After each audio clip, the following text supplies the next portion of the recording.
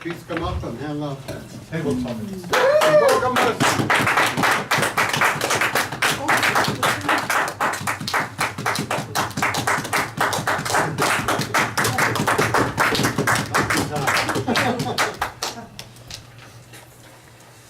To continue the theme of community, I would like to review the table topic section of our meeting.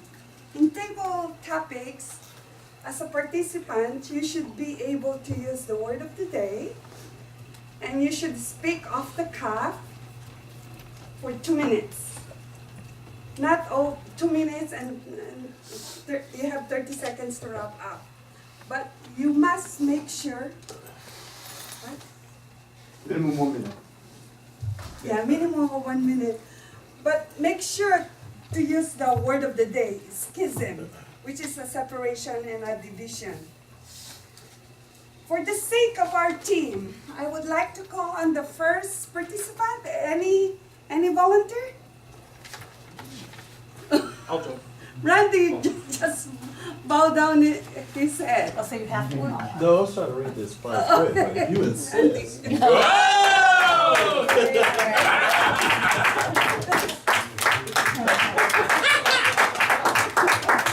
Thank you, Randy. Back by popular demand. You're one of the chosen Toastmasters of the year. As an example, how do you get involved in your community?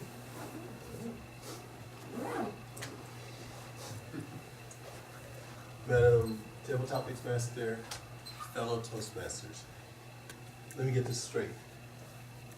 As one of the most deserving Toastmasters of the year, how do I get involved with the community, right? What a slow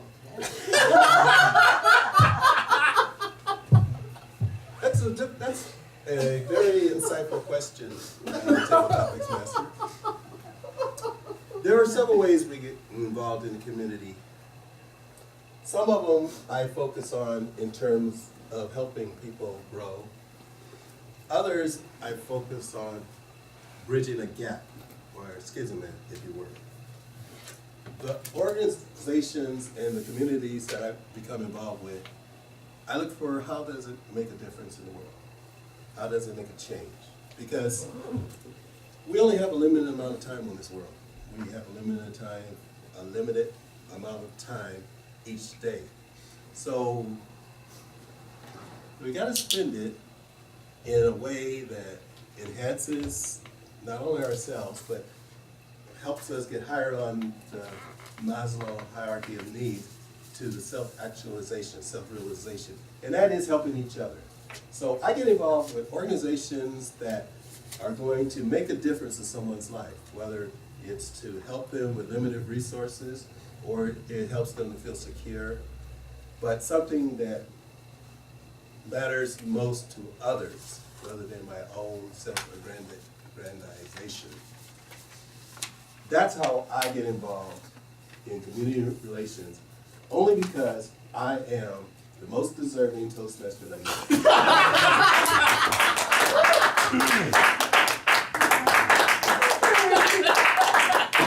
That was for Justin, he So, wasn't here. in that 2-minute participation on community, you really deserve to be one of the Toastmasters of the year.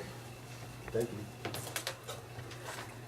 We belong to a different community, and I would like to call on Sabita. All right. Yes.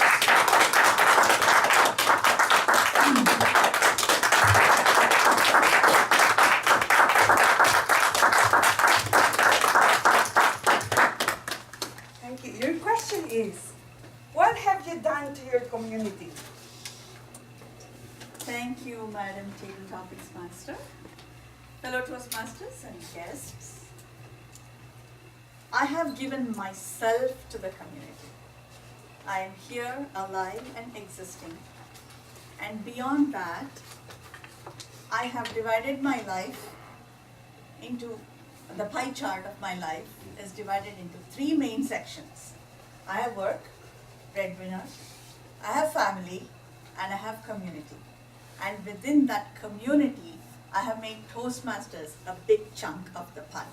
Apart from my temple, and I also volunteer at a community health clinic. But coming back to Toastmasters, Toastmasters is the separator, the schism, if you will, between all my other activities. And within Toastmasters, the cherry on top at this moment is chartering the club, chartering a new club. And it's like a contagious bug. When you charter the new club, you realize how much pleasure it gives you and how many people, a minimum of 20 people it affects, because you need a minimum of 20 people. So in my own experience, chartering one club just led to helping charter another club. And that is to my credit, and I feel very proud.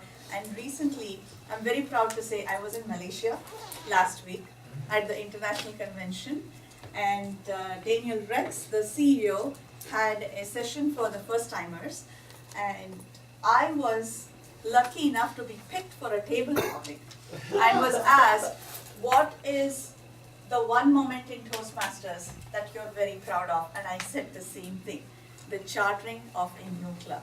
So that is what I do to my community. Madam Toastmaster. Wow.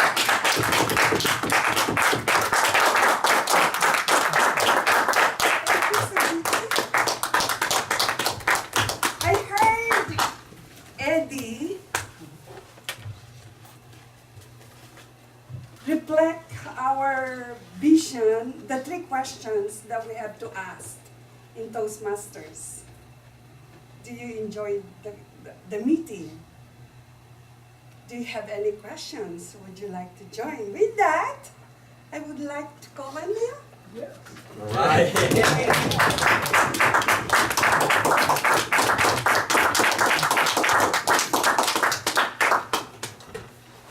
Your question, Neil. How would you encourage a person to join the Toastmasters community? Ooh. I would like to talk a little bit about my experience as area governor to answer that question. When I first joined Toastmasters, I joined the group that's within the area D12 is Scoutmasters, and that's specifically for project managers.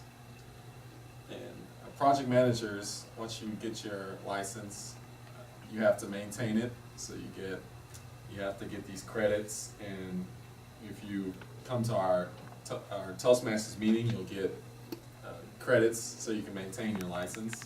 So for a while, and to this day, a lot of our members still do this, but they just come for those credits, and it's just to keep the project management license. However, as I started learning about the Toastmaster way, I came in not even knowing anything about Toastmasters. It turns out that there's so much Toastmasters has to offer, and there's so much Toastmasters can give you in terms of development. And the more I'm involved in Toastmasters, the more I learn how much it can help you grow as a person. So at first, when I was doing the Toastmasters, just following the curriculum, I focused on speech.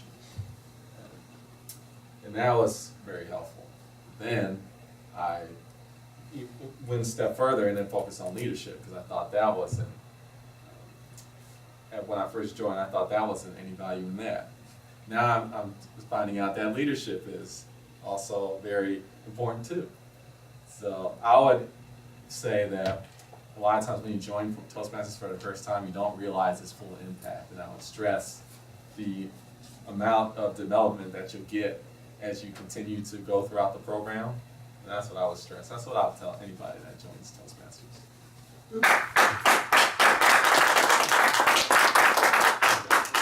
Thank you.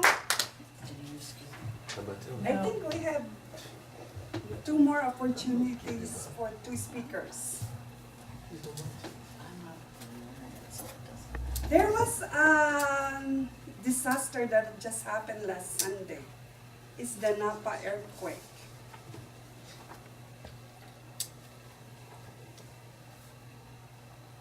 Eddie, will you answer this question? Sure.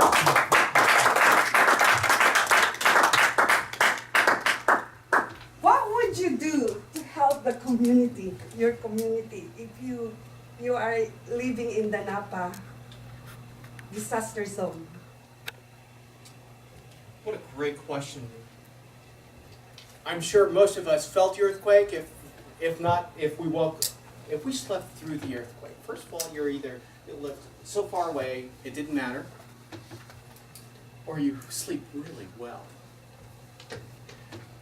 3:20 in the morning, one of the first thoughts I had was, did the chimney come down? But I didn't hear any rumbling. Did we have glass breakage? But I didn't hear any glass breaking. But it was so violent in its shake, I knew it was serious.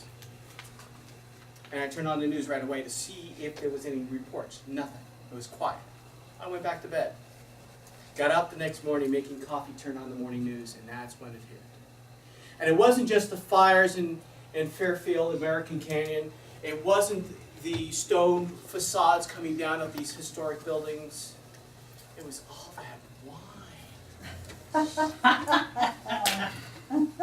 So my first step would be an unorganized wine tasting. Why cry over spilled wine?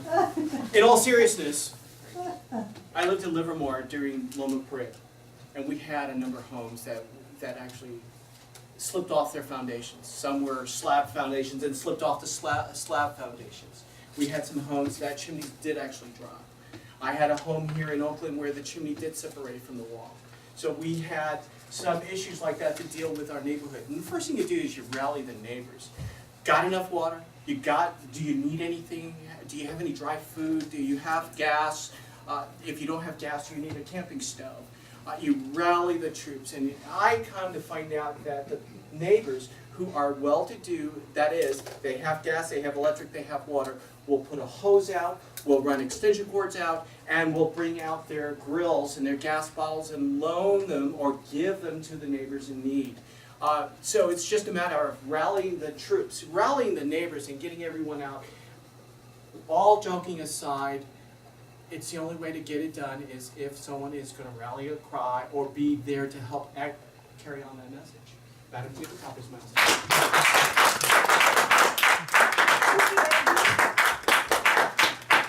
That ends our table topic section. And I would like